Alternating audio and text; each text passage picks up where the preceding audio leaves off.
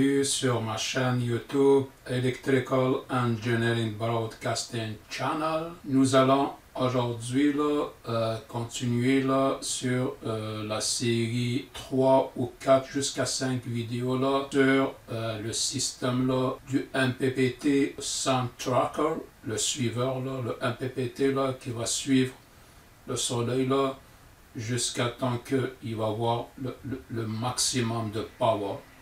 Et ça c'est tout un système combiné en plusieurs sous-modules que moi j'avais décidé de faire un ensemble de contrôle, parce qu'il y a du contrôle qui va gérer tout le suivi, le trajet du soleil. C'est ça que moi je vais faire les tests à l'intérieur avec une ampoule. Mais essayons de l'imaginer comme un énorme système de l'énergie, du système d'énergie solaire que lui il est à l'extérieur, puis il va essayer de suivre la trajectoire du soleil du lever jusqu'au coucher donc il va avoir deux contrôles, comme je l'ai dit précédemment dans l'autre vidéo. Donc il va avoir un contrôle sur l'élévation, comme ça puis un contrôle azimut. L'azimut c'est est ou ouest.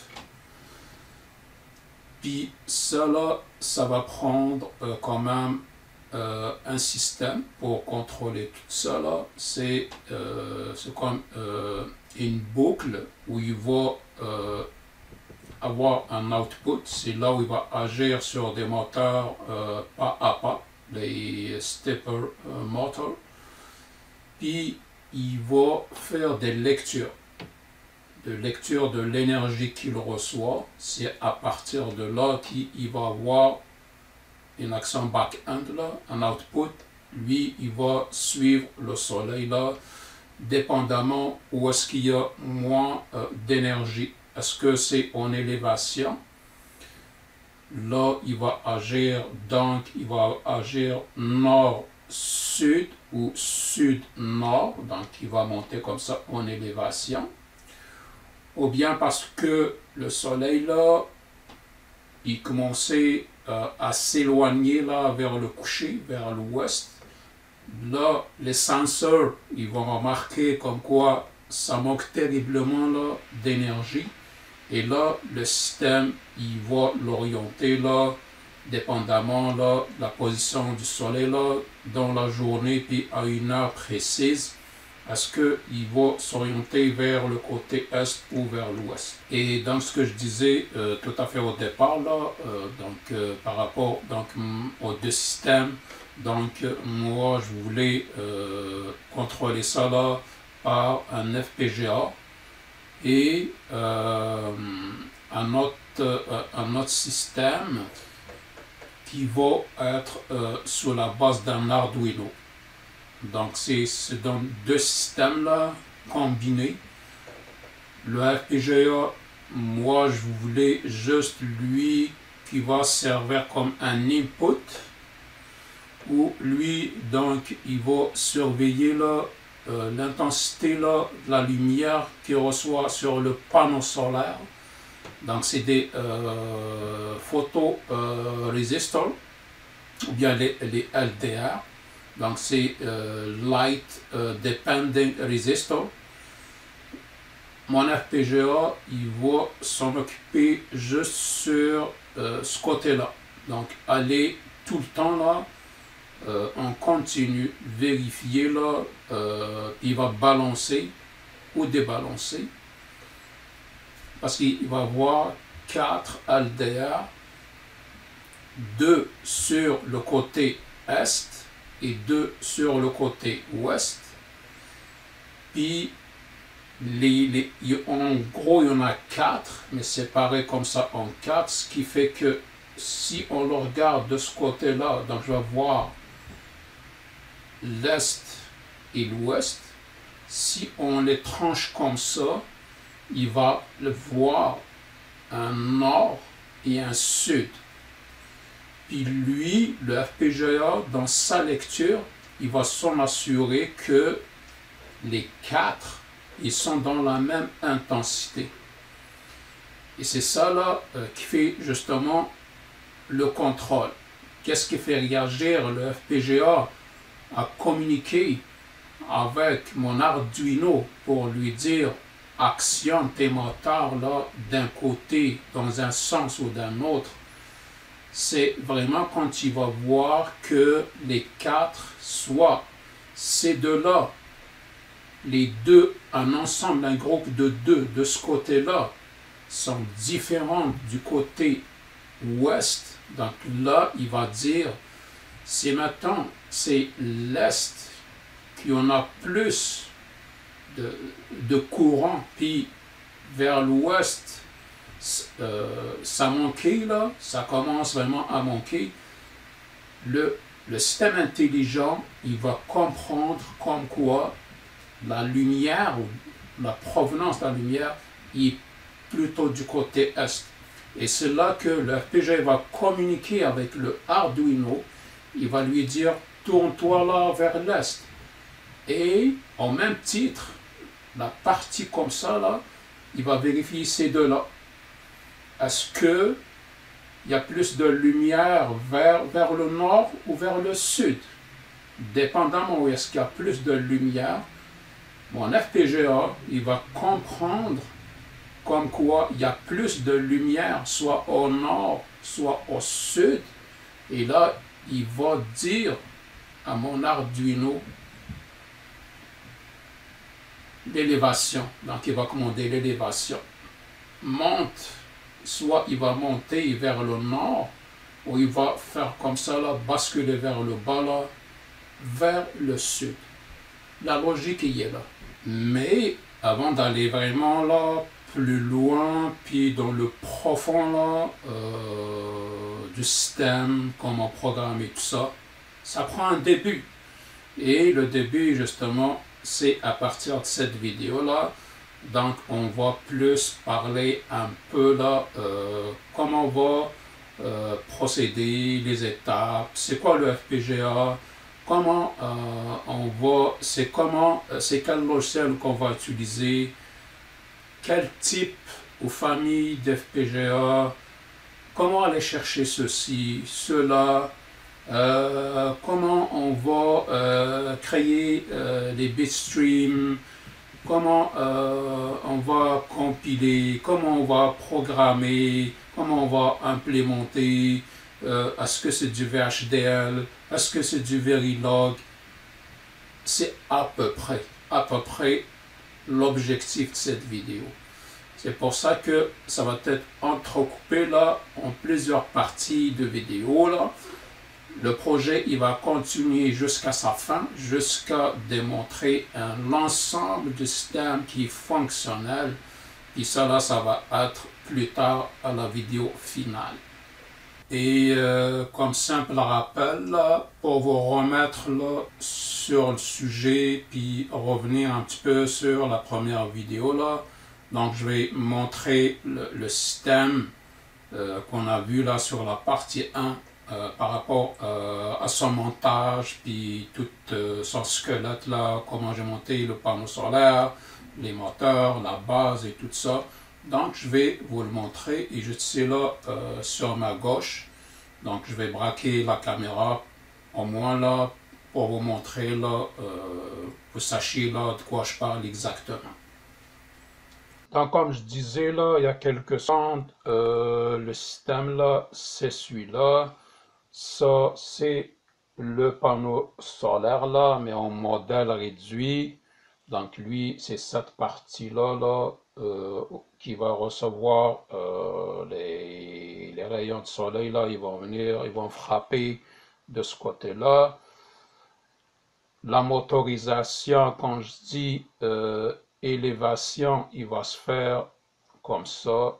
Donc, ça dépend où est-ce que ça manque. Est-ce qu'il va faire de l'élévation comme ça, ou bien un contrôle rotation sur l'azimut, donc il va contrôler, il va tourner dans ce sens. Puis, quand je parlais là des cellules, les photos résistors, on les voit ici. Donc ça, c'est les deux. Donc, une de ce côté-là, une de ce côté-là. Donc, les deux ici, là, ça forme le nord. De ce côté-là, comme ça, vers moi, ça forme l'est. L'autre côté, c'est l'ouest. Vers le bas, ça forme donc le sud. Et toute la motorisation ici, là, je ne sais pas si on peut le voir, ça dépend de la projection, là. Les stepper moteurs, ils sont là. Puis c'est tout ça là qui gère là, c'est vraiment des moteurs pas à pas de ce côté-là. Et on a notre système Arduino avec son Arduino Child et de ce côté-là.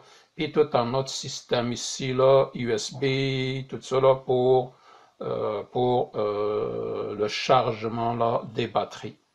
Et c'est des batteries au lithium, mais ça va être vraiment vers la fin. Donc, pour commencer, il est judicieux là, d'aller parler là, du FPGA. Moi, je vais utiliser donc là le Xilinx Spartan 7, le RTS7-50, qui est fabriqué par la compagnie Digilent. Vous pourrez l'acheter même sur digilent.com ou sur d'autres fournisseurs. Ça peut coûter entre 250 $ US jusqu'à 300 $. C'est quand même cher la petite bébite là. Mais moi je le trouve intéressant. De par comment il fait, sa grandeur, puis sa puissance, la manière où tout est organisé, on le voit là devant nous. Donc vous avez le point fort, c'est surtout cette partie-là, là, l'Arduino Shield, je l'ai oublié déjà. Donc l'Arduino Shield qui de ce côté-là, donc qui est adaptable sur l'Arduino. C'est exactement là les mêmes ports là pour mettre un Arduino directement. Et vous avez aussi là 4 ports P-Mode. P-Mode, donc ça c'est des mini-modules que vous pourrez brancher sur ces ports P-Mode. Peuvent être des sensors pour la température, des détecteurs d'approche, Bluetooth par exemple, en tout cas l'humidité.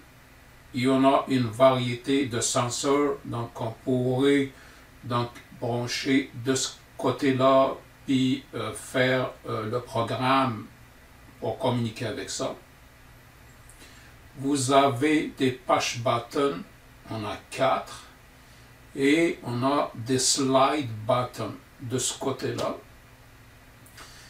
Et ça vous donne le choix pour le brancher puis le mettre sous power, soit directement par USB, donc c'est environ 5 volts, ou bien par un adaptateur externe, donc qui va se mettre de ce côté-là. Lui, on pourrait y aller là de 5 à 15 volts. Pourquoi on a pensé à faire ça? Parce que vous pourriez, mettons, faire le contrôle des outputs avec des modules externes qui vont être contrôlés, drivés par ces outputs, mais qui sont vraiment énergivores, donc qui ont quand même une certaine puissance là, que votre port USB ne peut pas fournir. Ça pourrait même l'arrêter si, admettons, celui-là vous le branchez à votre ordinateur, que lui, il y a maximum à fournir, et que sans Windows, sans système, il y a un contrôle, il y a une limite à partir de laquelle il va inhiber l'USB. Ça c'est un adaptateur là, ça c'est un autre problème. Puis ça pourrait, mettons, déconnecter carrément là votre FPGA, c'est maintenant vous l'alimentez avec un USB, je pense que c'est 250 mAh qui pourrait jusqu'à 300 et quelques là, milliampères qui pourrait fournir au maximum, mais que votre output c'est vraiment des grosses ampoules ou des moteurs ou des loads qui demandent vraiment beaucoup d'énergie. À un moment donné, c'est même non seulement c'est pas assez, c'est pas suffisant pour fournir toute cette énergie-là que ça demande, mais c'est vraiment votre ordinateur qui va couper directement l'alimentation parce que ça tire beaucoup. Donc, on a pensé à faire une alimentation externe, 5-15 volts. Je pense que ça peut aller, mettons, si j'ai 2 ampères, donc pourrait aller jusqu'à 30 watts. C'est quand même beaucoup. Pour un FPGA, c'est pas du contrôle industriel, mais c'est juste de l'électronique, c'est assez vraiment. Puis vous avez des jumpers. Des jumpers, ça je pense c'est pour l'I2C. De ce côté-là ou de l'autre, je pensais le SPI. En tout cas, ça c'est à regarder tranquillement.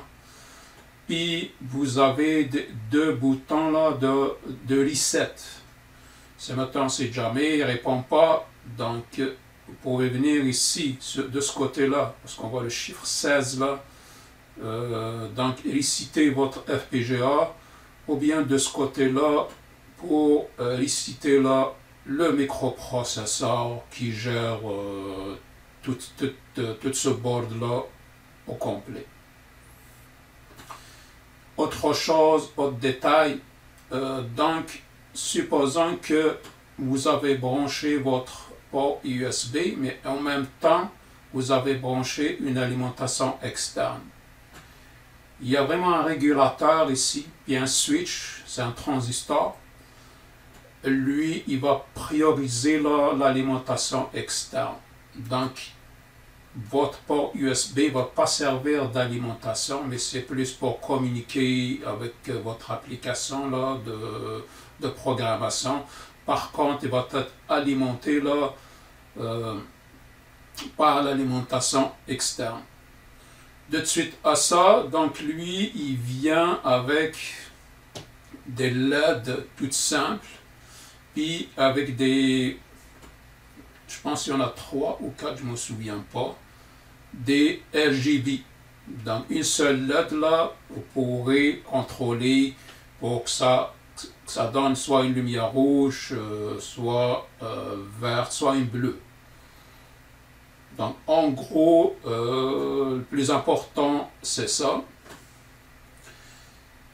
Puis par rapport au spec, donc on peut les lire ici. Donc comme j'ai dit tantôt au départ, donc c'est un Xilinx Spartan 7. Vous avez des lookup tables. On a 6 inputs LUTs. Et vous avez 8 flip-flops, ça c'est des bascules. Vous avez une RAM de 2700 kilobits, 5 clock management types. Donc vous avez aussi une PLL, Phase Locked Loop. Et vous avez Mixed Mode Clock Manager. Vous avez un 120 DSP Slices. Vous avez une horloge interne, Internal Clock Speed qui peut dépasser 450 MHz. Vous avez un ADC, on l'appelle ici là, c'est plus nommé XADC, donc c'est On-Chip Analog to Digital Converter. Justement, moi je vais utiliser l'XADC, donc je vais aller utiliser le module IP. Ça, on va le voir de toute façon tantôt. Vous avez un JTAG et un quad SPI flash. Pour la mémoire, donc on a un 256 MB DDR3L avec 16 bus là, qui peuvent aller jusqu'à 325 MHz. Et comme dit précédemment, donc on a un quad SPI flash de 16 Mbps. Et comme j'ai dit, pour le power, donc on a donc soit USB ou bien un adaptateur 715 volts. Puis justement, vous avez la communication USB là avec le jumper. Vous pouvez choisir soit USB UART, c'est FTD, de toute façon c'est un bridge là de l'ordinateur, c'est de l'USB. Quand ça arrive vers l'FPGA, c'est plus un bridge, c'est en UART, en mode UART là que ça va se communiquer. Donc il y a un FTD. Puis soit avec le jumper pour mettre en mode JTAG. Donc comme j'ai dit tantôt, donc on a 4 switches, 4 boutons, un reset button, 4 LED, finalement c'est 2 RGB, c'est pas 4. Puis ça, c'est par rapport à l'extension, donc on a 4 P-Mode ports, donc c'est les 4 ports P-Mode que j'avais dit tantôt, qui donnent donc un total là, de 32 FPGA là, in-out. Puis vous avez là 16 in-out là, ça c'est par rapport au shield là. On a ici un Arduino Chip Kit Shield Connector, ce qui fait que ça donne un total de 45 in-out si on le partage avec les P-Mode connectors. On a un XADC, donc on a 6 entrées analogues de 0 à 3.3 volts maximum. Et on a 3 autres entrées en différentiel de 0 à 1 volt. Puis justement, je vais montrer tantôt. Moi, je vais utiliser des single-handed. Je pense que c'est des 0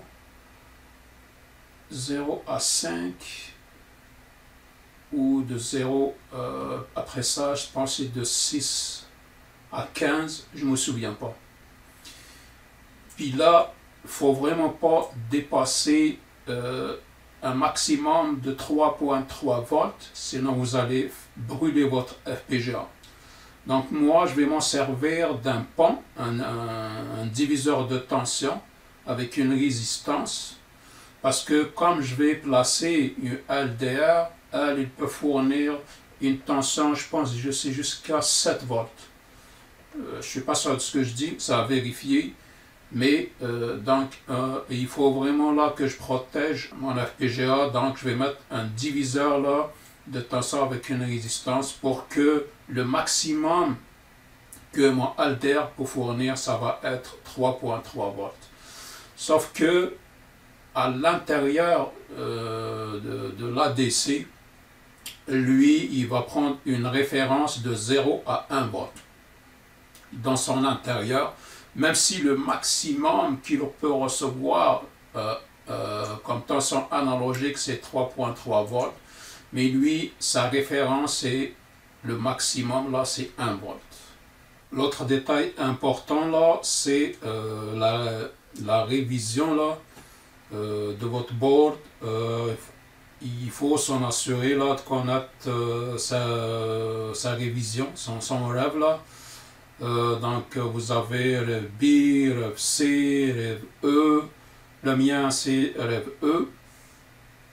C'est vraiment important parce que quand vous allez programmer, là, moi je vais utiliser Vivado ML comme logiciel de programmation, mais à un moment donné, là, vous devez savoir c'est quoi la révision. Donc vous allez la trouver là au bottom, là, côté du bas, vous allez la trouver de ce côté-là, où est-ce qu'il y a la flèche là en rouge.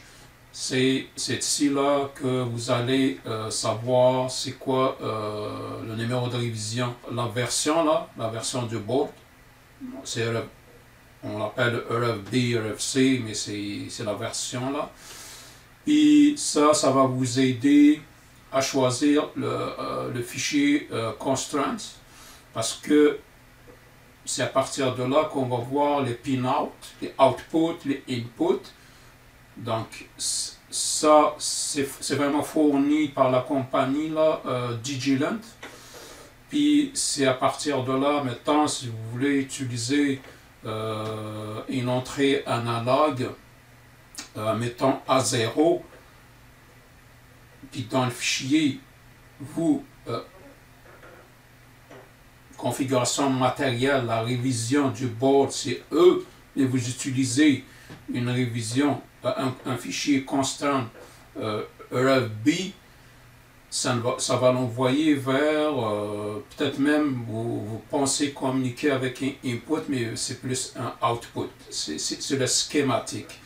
Ça, c'est maintenant, vous choisissez un input ou un output, un clock, ou peu importe, matériellement, là, il faut que ce soit la bonne version, là, la bonne révision, la bonne du fichier constant là, que vous avez choisi là, dans votre programmation. Et c'est pour ça que c'est important à le savoir. Mais tout ça, on va le voir dans quelques minutes là, quand on va essayer là, faire une démo de ce qu'on veut programmer pour cette vidéo là. Et je vais montrer tout ça, comment on fait, où est-ce qu'on le trouve, à quel moment là on devrait aller ce fichier là. Au départ, donc, j'ai commencé à parler là, des deux façons de méthodes là, pour alimenter le board. J'en ai parlé donc la première solution qui est la plus simple, donc c'est de le faire par la micro USB.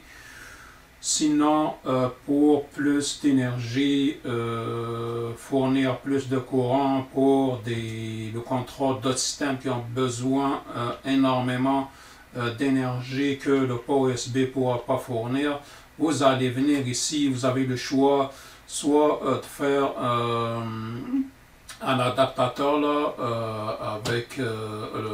et que vous allez brancher dans le power jack, ou soit vous allez venir là sur le header, le G8 là, vous allez brancher une batterie.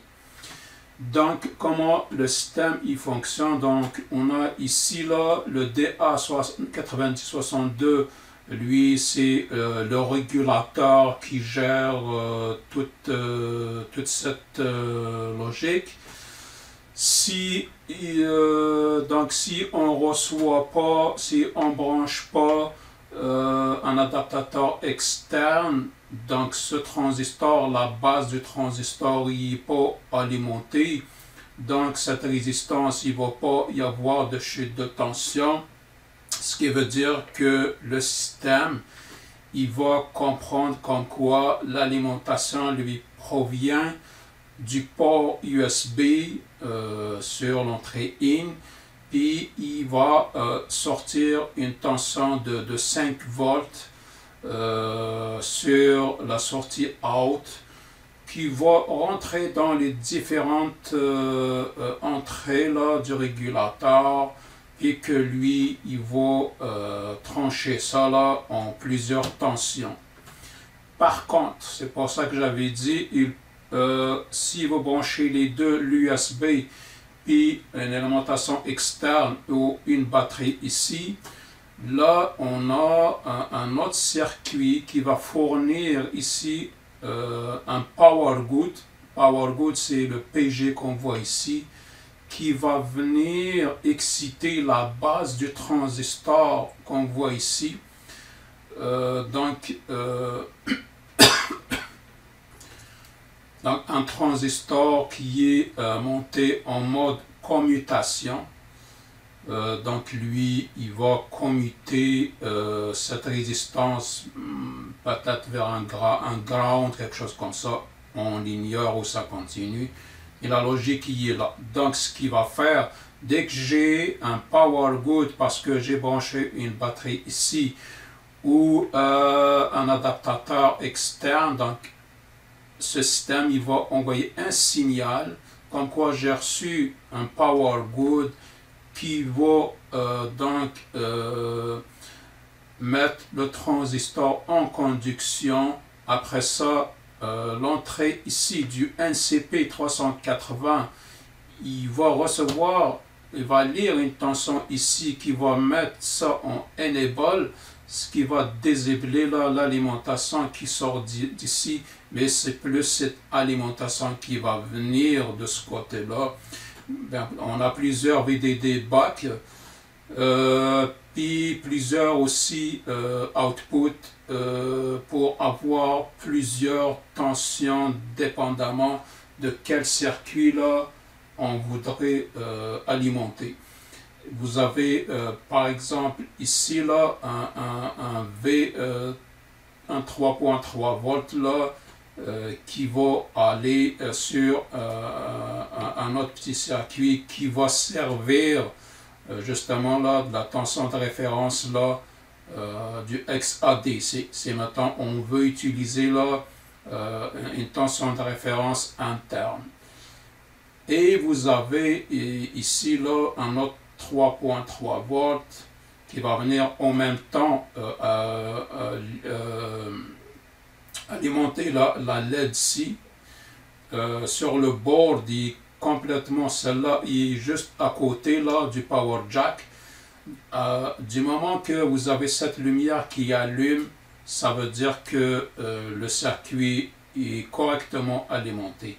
Et c'est par contre vous branchez l'USB ou bien l'adaptateur et que cela n'allume pas, donc il y a vraiment un problème là sur votre circuit. Et on a ici là deux sorties 1.8 volts avec des jumpers. Les jumpers, ça va servir à quoi? C'est juste pour court-circuiter cette résistance là si on veut plus de courant.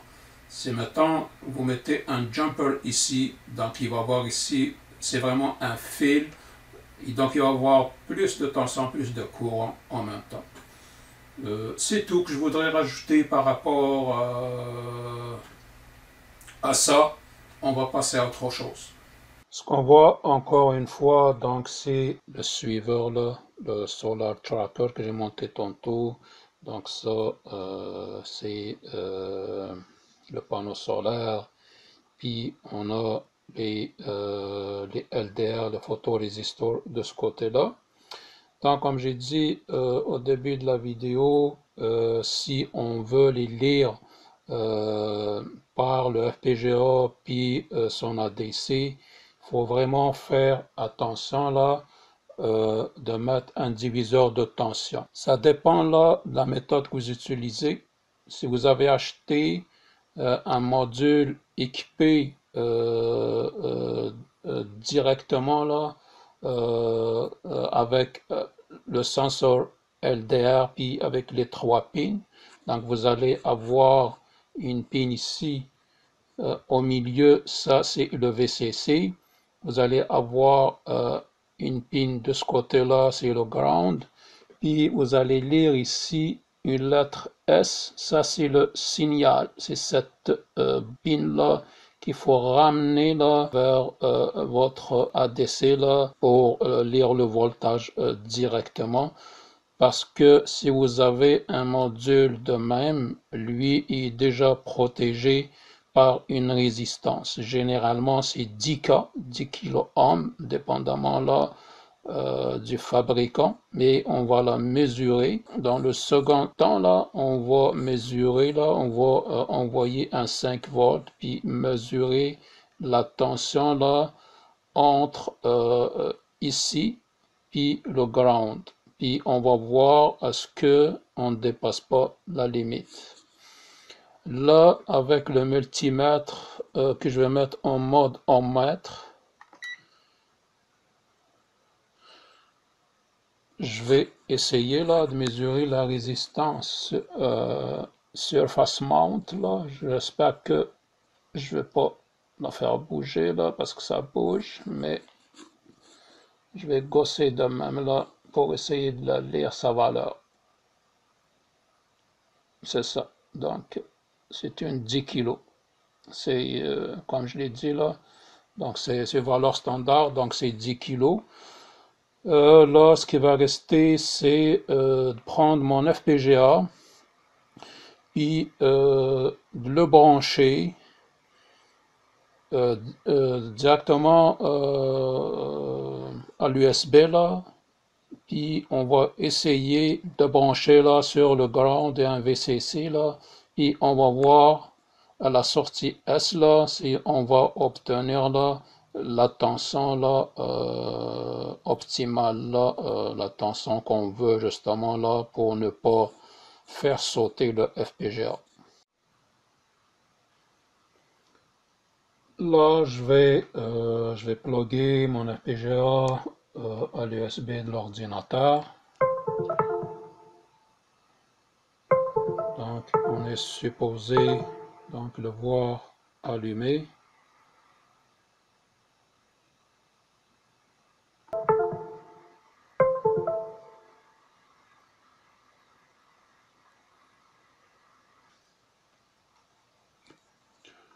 Donc, on est supposé voir quelque chose de même.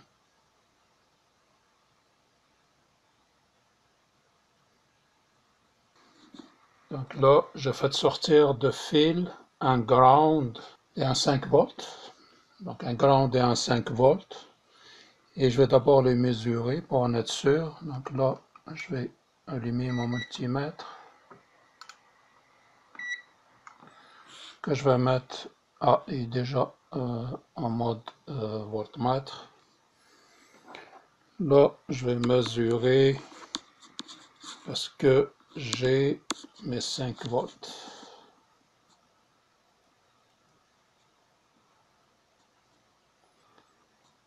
4.370 environ 5 volts. Donc à partir de là, donc je vais brancher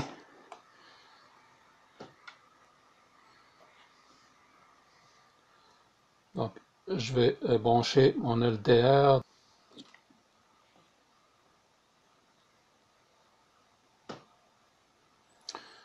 Donc on a dit le VCC c'est le fil rouge vers le rouge, donc c'est celui-là au milieu qui s'en va vers la LDR, et le ground c'est le noir ici qui s'en va vers le noir et vers le ground de la LDR.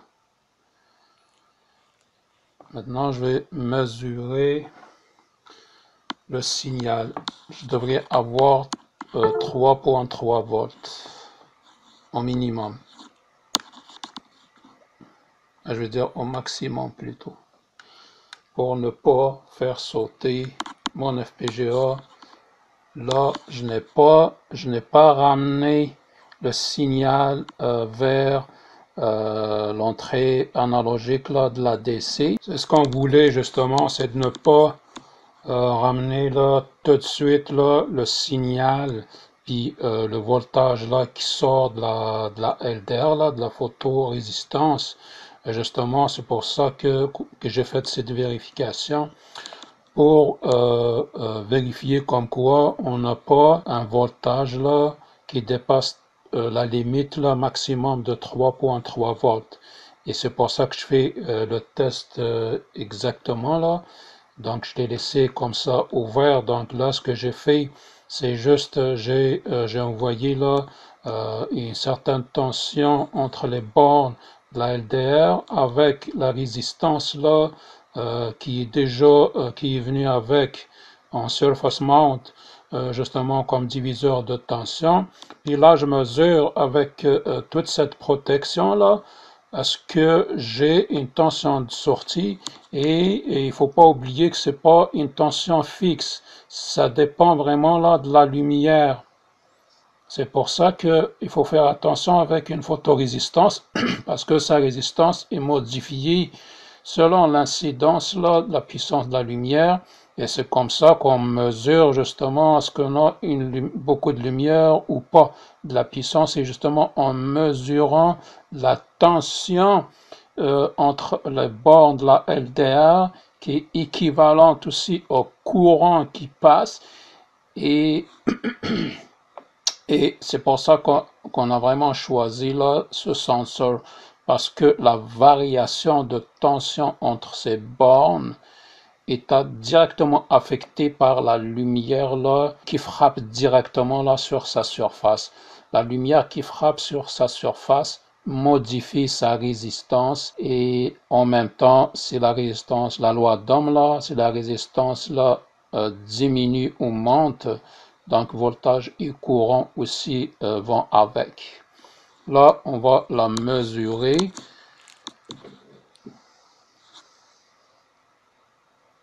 Donc là, je prends le côté positif du multimètre vers le signal de la LDR et la borne négative vers le ground de la LDR. Et là, donc, je mesure 1,95 volts, qui est presque 2 volts, qui est largement là, loin là de la limite. Si maintenant je tourne comme ça là, où est-ce qu'il y a plus de lumière, je vais voir est-ce que le voltage va diminuer. Vous voyez, c'est 1,88. C'est ça. Donc le voltage là, il diminue selon la lumière. Et là, c'est maintenant je tourne, on va le voir. Malheureusement, je ne peux pas le faire comme ça. Là, j'ai 1,95. Si je tourne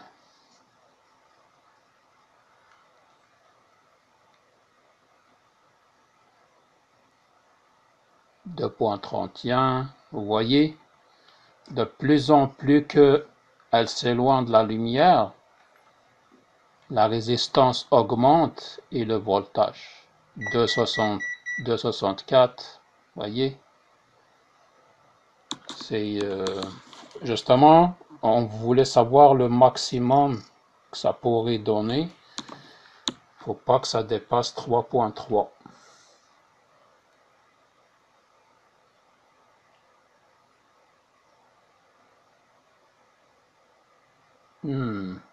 J'ai 3,5. C'est dangereux là.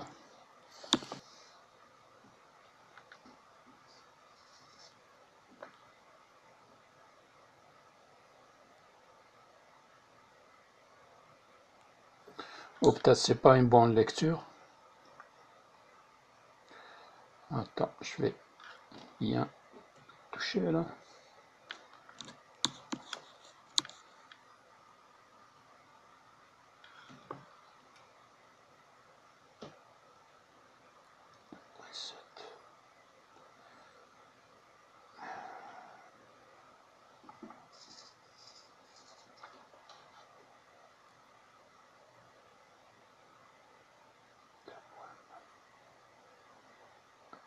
Je pense que c'est plus le contact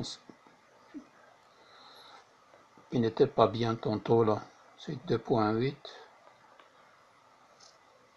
Tantôt j'étais comme ça.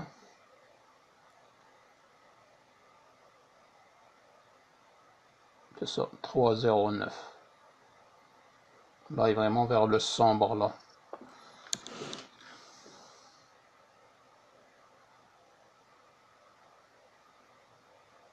3.3. Ok, donc c'est rassurant.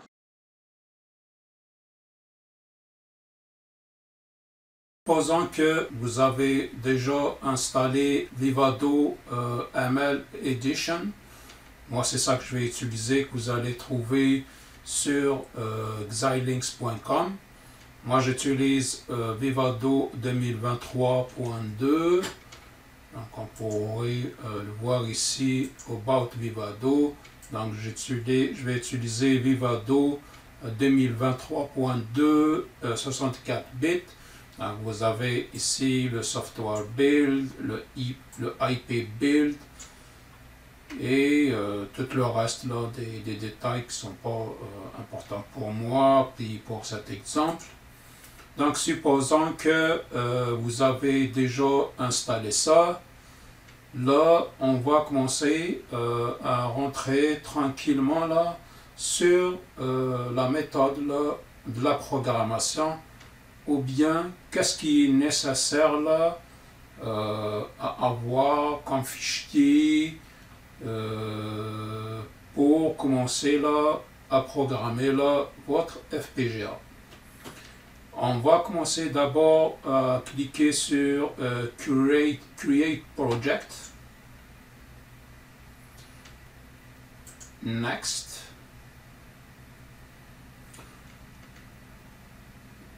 Vous pourriez venir ici choisir où est-ce que vous voulez mettre votre projet.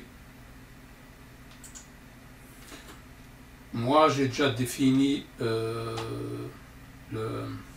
path là, le chemin, où est-ce que automatiquement là, il va directement sauvegarder de ce côté-là.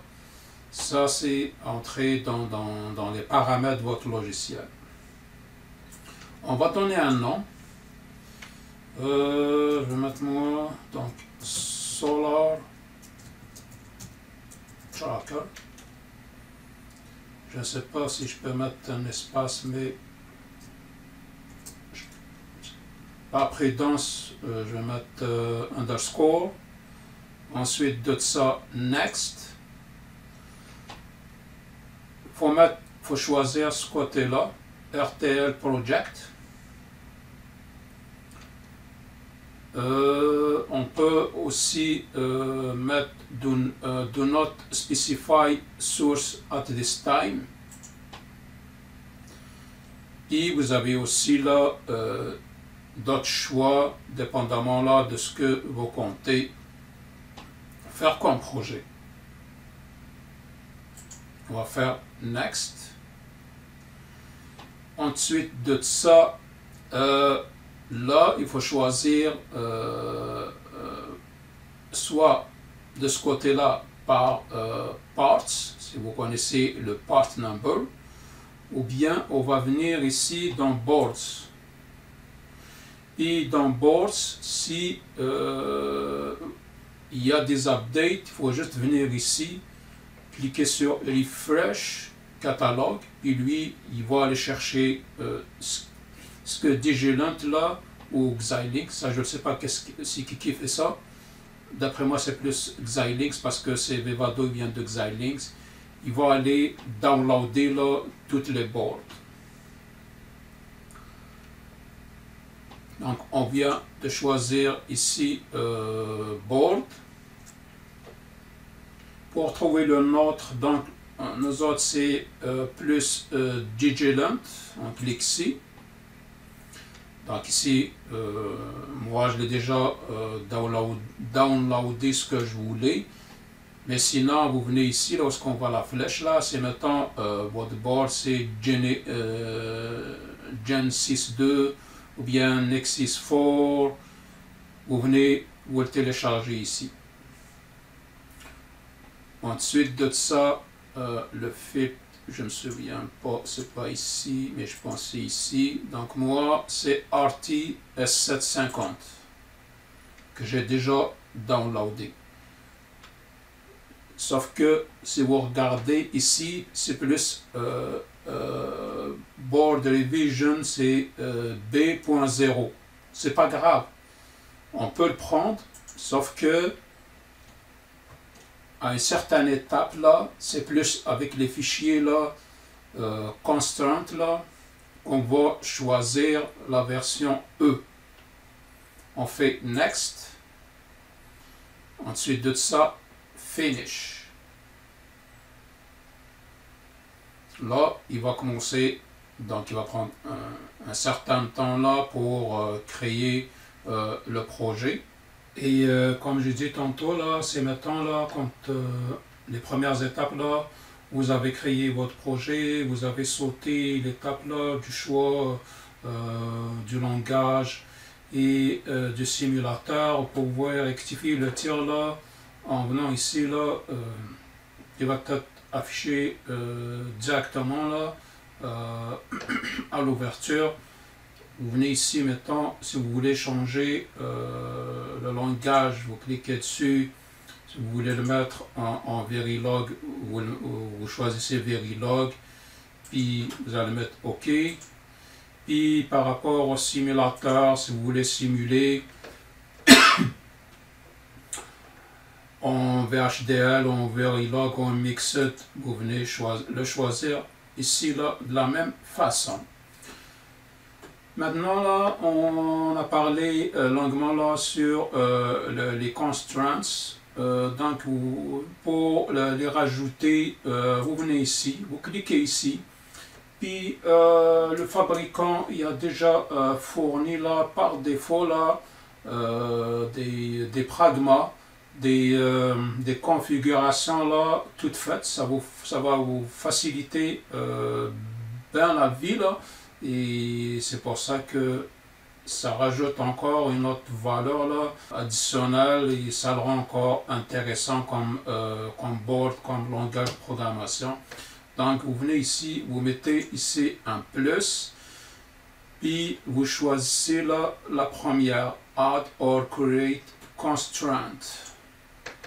Et moi, comme je l'ai déjà, donc je fais Add Files, parce qu'il est déjà téléchargé, et je vais vous montrer quelques secondes comment on fait pour aller les chercher sur leur site. Ou bien vous faites Create, puis vous donnez un nom, mettons, je vais garder le thème là, Solar, quelque chose comme ça, puis vous mettez OK. Moi, je les ai déjà. Si maintenant vous faites Create, là, il va vous faire un fichier vide.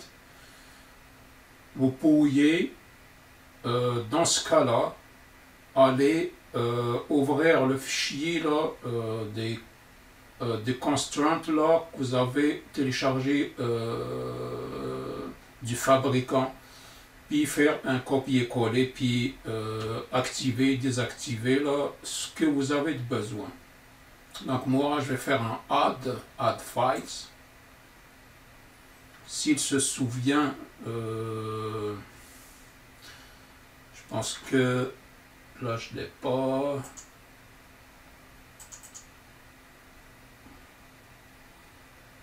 Je ne les ai pas ici. Ok, je vais monter directement là, vers le haut là.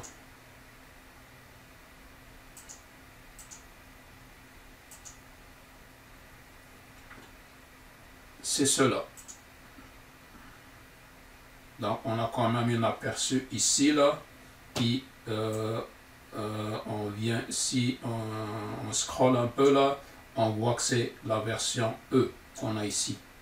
Donc on fait un OK et ensuite Finish. Donc on a rajouté nos contraintes ici. Si on double-clique, on va le voir de ce côté-là. Comme j'ai dit tantôt, donc c'est la révision E et qui correspond exactement là à la même que de mon board que j'ai montré. Il est juste à la face en dessous. ensuite de ça, comme j'ai dit là, ça c'est le fournisseur qui a tout paramétré le fichier. Vous avez juste à décommenter là ce que vous avez besoin d'utiliser. Moi, comme j'ai déjà enlevé ça, décommenté les 4 switches, ensuite les LED de ce côté-là, les 4 LED. Puis par rapport à mon XADC, donc j'ai enlevé les commentaires ici parce que je voulais utiliser celle-là de chip kit là, analog as single-handed analog inputs. Donc qui ont une limite ici de 0 à 3.3 volts. Soit je vais utiliser les pins, les analog pins là, A0 jusqu'à A5, ou bien les comme des entrées digitales. Mais je les ai toutes ici là. Donc on a A0, A1, A2, A3, A4, A5. Et comme vous le voyez ici là, ça là, donc a été mis en commentaire. Donc quand je vais créer là les bitstreams, il ne va pas les prendre. Ce que je viens de faire ici, donc c'est ça, c'est toutes les configurations là optionnelles là, mais qu'on pourrait utiliser là pour tous les projets. Donc c'est mieux de les activer, donc le voltage 3.3, le SPI, les bitstream config, donc c'est des properties là, c'est des set properties qu'on peut comme ça là les activer, puis qu'on peut s'en servir pour tous les projets. Et celle-là, c'est pour utiliser là, le VRF là, interne comme un voltage là, de référence par rapport à l'XADC. Et on peut trouver là, notre fichier là, de constraint là, XADC sur le site là, du fabricant, donc sur github.com, on le voit ici là, github.com/digelant/xadc, on le voit ici. Puis vous pourrez venir puis prendre ce que vous voulez par rapport à votre modèle. Donc moi, ce qui me concerne, c'est celui-là. Donc si je clique dessus, soit je peux télécharger tout le zip au complet, donc il va venir avec tout le reste des versions, ou bien juste télécharger ce fichier là, ou bien comme j'ai dit, on vient sur Vivado créer un fichier vide et venir sélectionner tout ça là, puis le copier, puis le mettre dedans. Ou bien venir le télécharger de ce côté-là. Maintenant, on va enchaîner là avec le XADC. On va parler là, qu'on va faire là, pour installer puis configurer là, notre ADC là, pour voir par la suite là, tous les paramètres là qu'on devrait activer, ce qui est important à prendre, toutes les configs là, pour que ça marche là, au niveau là, des pinout là, qu'on veut utiliser là pour lire paramètres là analogiques. Ce qu'on va faire, c'est de venir ici sur IP catalogue. Le but c'est d'utiliser XADC Wizard. Puis on va faire juste une simple recherche. Donc il y a des IP là qui sont déjà là toutes faites. XADC. et on vient double-cliquer ce qu'on voit ici là sur XADC Wizard.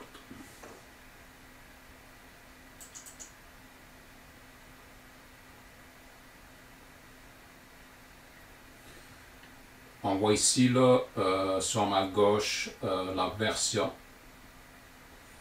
l'interface. On voit ici une petite description donc de XADC. Oups. The XADC Wizard generate an HDL wrapper to configure a single 7 series FPGA. Puis, ok, vous laisserez lire ça là, mais c'est ça, donc on voit là les alarmes, puis toutes les pins là qu'on va configurer. Ce qu'on pourrait faire, c'est changer le nom ici. XADC, donc moi je vais mettre Solar. On va le laisser avec DRP. Ça c'est une affaire dynamique, quelque chose comme ça, je ne m'en souviens pas. Je veux prendre le mode Continuous Mode au lieu que ce soit un Event Mode. Un Event Mode, ça c'est maintenant là, il faut attendre un événement pour qu'il va aller sur la pin où est-ce qu'il y a l'événement et il va faire l'échantillonnage. Moi je veux le Continuous Mode, comme ça il va faire ça automatiquement. Il va faire, mettons, A0, il fait l'échantillonnage, il va mettre ça sur un buffer. Après ça, il va passer automatiquement là à 0, donc il va passer à 1, à 2, à 3, jusqu'à A4, ainsi de suite là, dépendamment le nombre de canaux là vous avez choisi. Et je vais prendre Channel Sequencer.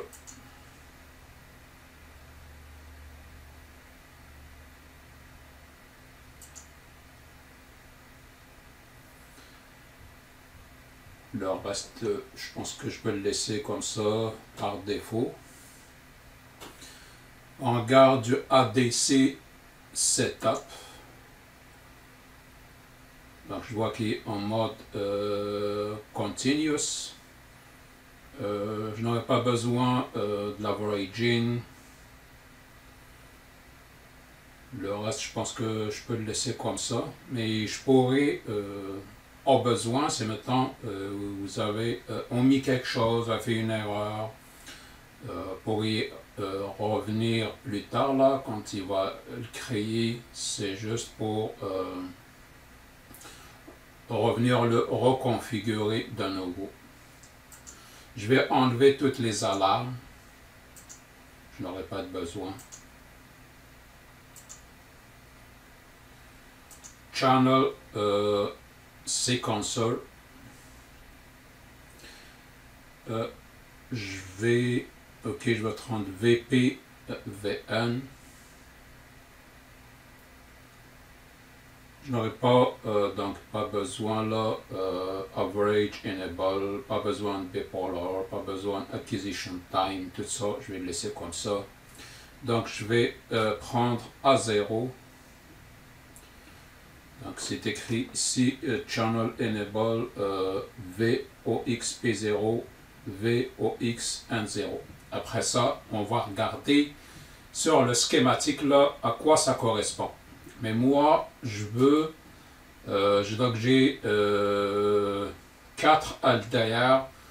Donc si je m'envoie de 0 à 3, ça me suffit. Donc je vais prendre celle-là.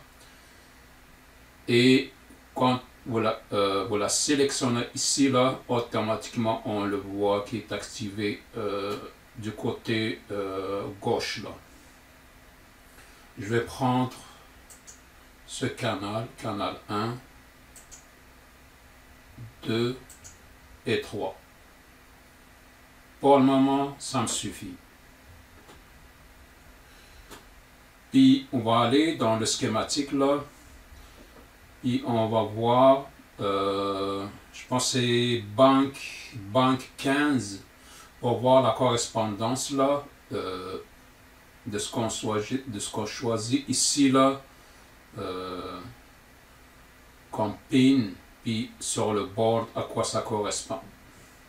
Ensuite de ça, on vient ici sur Summary pour voir, donc on vérifie le choix là qu'on vient de prendre. Interface Selected DRP XADC Operating Mode, donc moi j'ai choisi Channel Sequencer.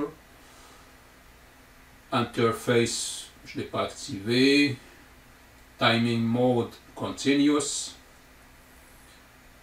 Fréquence là, 100 MB. Sequencer Mode, ça donc c'est continuous. Le averaging, je ne l'ai pas choisi. Enable External Mux, non, je ne l'ai pas choisi, donc moi je vais utiliser le Mux intérieur. Après ça, on va mettre OK. Donc là, on a vu le preview ici. On va le laisser comme ça, par défaut. On va faire un generate. On voit ici, donc il est en train de faire l'update. Après ça, il va le mettre normalement dans Design Sources.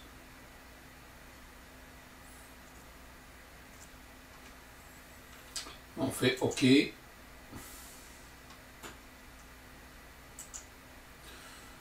Donc, dans Design Sources, on le voit qu'il a été créé ici. OK. Puis, vous avez ici, là, par défaut est sur l'hierarchie, mais on peut aller ici, là, dans le IP Sources. Donc, on peut voir plusieurs fichiers. C'est maintenant, si je reste juste sur ça, là, par défaut, donc quand je vais cliquer par-dessus, donc ça, c'est tout ce qui vient de générer, là, la map, là, le pin map, puis tout le reste, là, en VHDL, là, pour que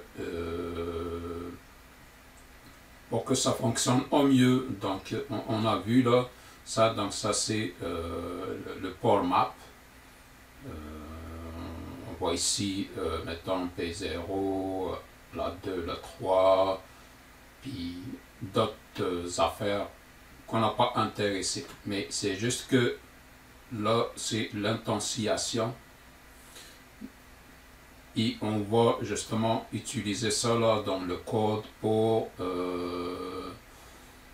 les instanciations, pour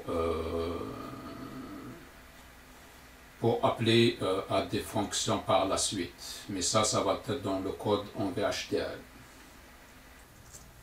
Maintenant, si je reviens à ce côté-là, tantôt ils étaient en rouge parce qu'il n'a pas fini de faire son update.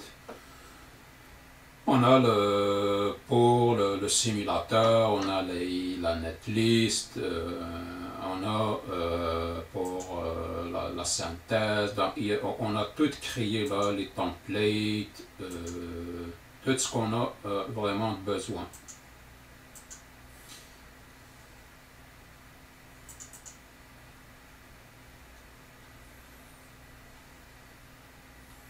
Donc ça, c'est notre netlist.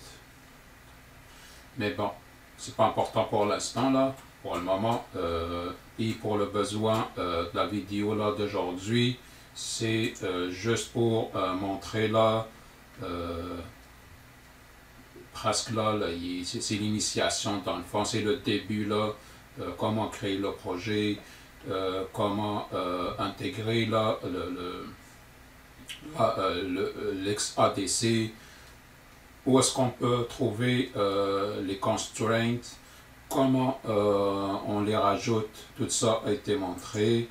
C'est pour ne pas faire une très longue vidéo. Ce qu'on voit en ce moment, donc, c'est le schématique. Puis moi, j'avais dit au départ que je veux utiliser là l'Arduino ChipKit et utiliser les pins de A0 à A5. Et c'est là qu'on va voir la notion là du VP puis du VN qu'on a vu au départ. Et c'est là que il a utilisé comme un pont là, à résistance là, pour aller utiliser jusqu'à 3.3 volts. On le voit ici là. Donc, si maintenant on prend le A0, donc, oups, ça, on le suit, je ne sais pas si on peut voir ma souris, donc ça va venir comme ça. Ça va passer par la R89 là, qui est une 2,32 kOhm en série avec la R92 qui est de 140 ohms, et ça va aller dans CKAN0P. Ensuite, on a la CKAN0N qui va venir avec cette résistance là de 845 ohms qui va venir pour aller vers le ground. Et ils sont découplés avec un condensateur là de découplage C1 de 1 nanofarad. Et pour vérifier qu'on a choisi les bons canaux là, quand on a fait le channel sequencer, c'est sûr que sur l'IP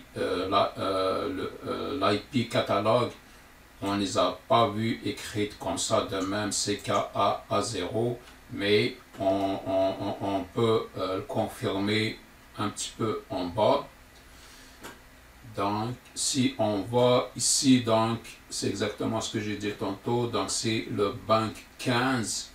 On a le CKA0 et le CKAN0P, le CKAN0N, le AN1, ainsi de suite. Ils sont tous mélangés. Mais si on regarde de l'autre côté, je vais l'agrandir.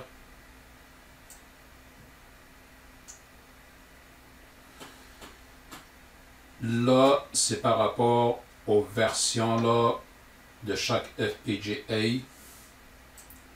Le mien, c'est celui-là. Si on regarde le VOX0 VPN qu'on a choisi tantôt, donc lui c'est celui-là, c'est le CKAN0P. Le suivant c'est le CKAN0N, ainsi que pour toute la suite. C'est ce que on a vu ici là. On a dit CKAN0P, et donc il vient vers le CKA0 qui est notre Arduino Child Header. Donc ce qui confirme comme quoi on a activé là les bons pin-out. Et ce qu'on pourrait aussi rajouter puis préparer là comme design source là, c'est notre fichier où on va créer notre programme. Donc on vient ici là sur Add Sources, on choisit Add or Create Design Sources, on fait Create File. Donc ici vous avez le choix soit en VHDL, soit en système Verilog, Verilog et les autres là, ce que vous voyez.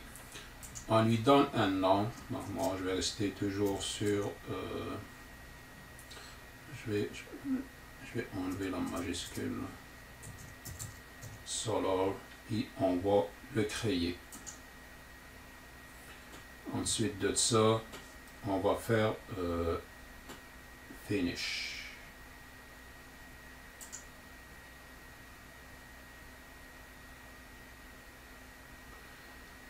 Puis c'est sûr que c'est ici qu'on va choisir les pins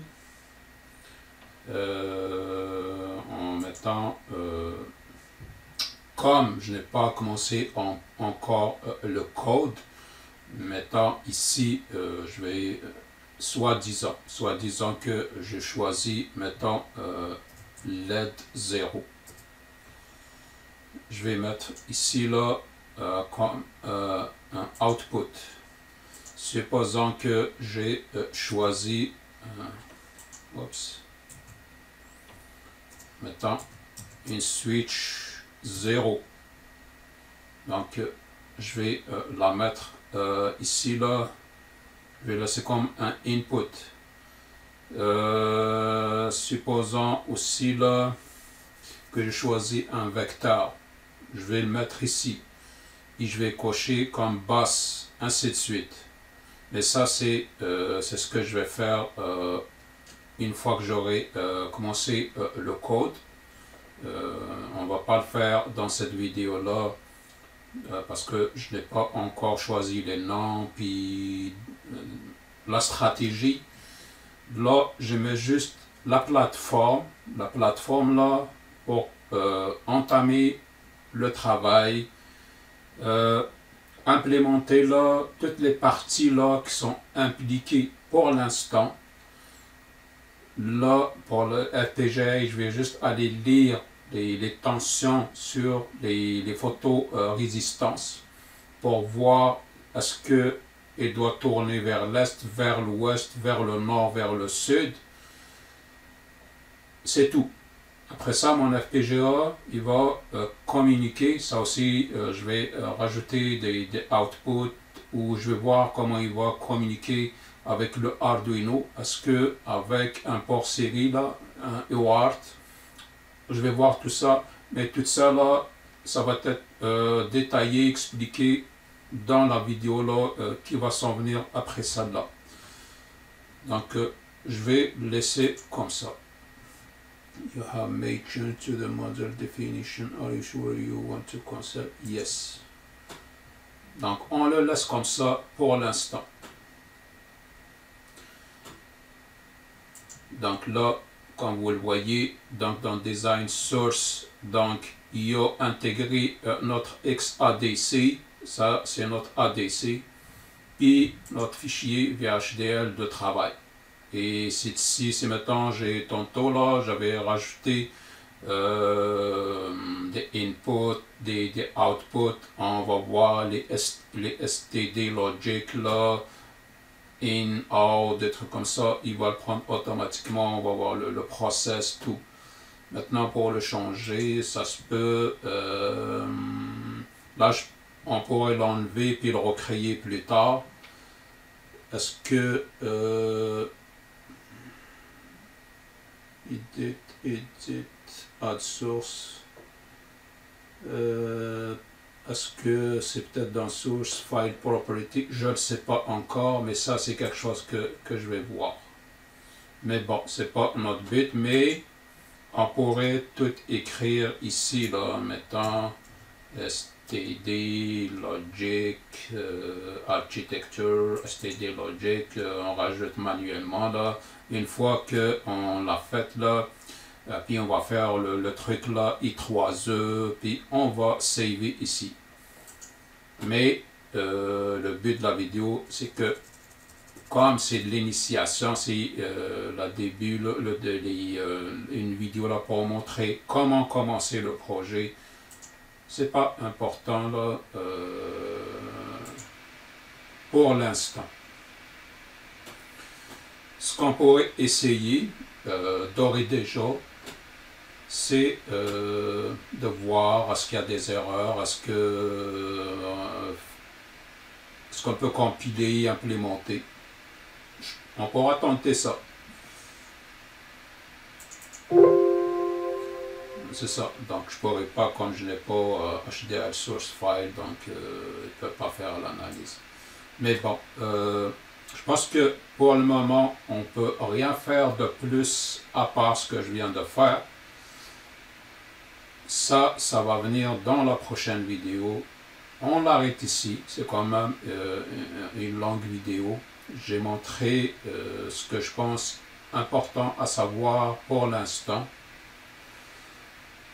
Et le reste, ça va être pour plus tard. Je pense que je vais m'arrêter ici. Je vous remercie énormément. On se donne rendez-vous donc à la prochaine vidéo là qui va venir. Je vais continuer justement sur ce projet-là. Voilà, on s'arrête ici. On se donne rendez-vous la prochaine fois. Je vous remercie énormément.